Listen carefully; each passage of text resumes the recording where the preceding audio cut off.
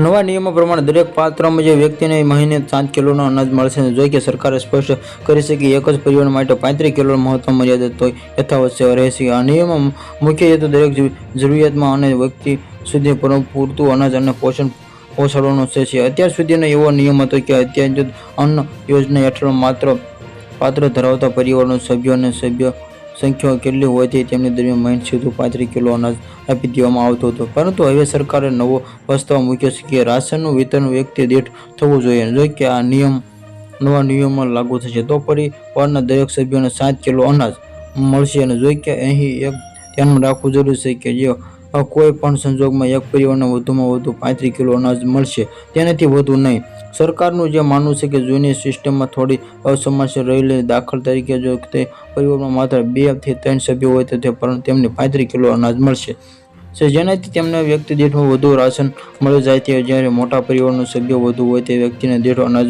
ભાગ્યે ઓછું રાશન આવે છે. આ અસંતુલન દૂર કરવામાં બધાને એક સમાન રાશન મળે માટે આ નવી વ્યવસ્થા લાવવામાં આવી રહી છે, જેથી વિતરણ વ્યવસ્થા પારદર્શક અને સંતુલિત બને. આ નવા નિયમોને એવા પરિવારોને સૌથી વધુ લાભ થશે જેમાંથી સભ્યોની સંખ્યા વધુ અને જેઓ આર્થિક રીતે નબળા અને વ્યક્તિ દીઠ રાશન નક્કી થવાનો મોટો કુટુંબો એક દરેક સભ્યોની જરૂરિયાતને યોગ્ય રીતે ધ્યાનમાં લઈને શકાય. સરકારે દાવો કર્યો છે કે આનાથી ખરેખર જેમને જરૂર છે તેને સુધીનો અનાજ પહોંચાડી વાની અને પ્રક્રિયામાં મોટો સુધારો આવશે. કેન્દ્ર સરકારે આ નવા ડ્રાફ્ટ બિલમાં સામાન્ય નાગરિકો નિષાદમાં અંત્ય સંબંધિત સ્વાસ્થ્ય માટે પાસેથી સૂચના વાંધા માંગ્યા, જેથી પણ આ અંગેની કોઈ અભિષેક વાત માંગતા નથી. 13 જુલાઈમાં 2026 જુલાઈમાં સરકારે તમારી ટિપ્પણી મોકલી છે કે લોકો તરફથી મળેલા સૂચનાઓ પ્રતિસાદનો યોગ્ય અભ્યાસ કર્યા પછી ડ્રાફ્ટનો જરી ફેરફારો કરવામાં ત્યાર સુધી કાયદેસર પ્રક્રિયાને આગળ વધારવામાં આવશે.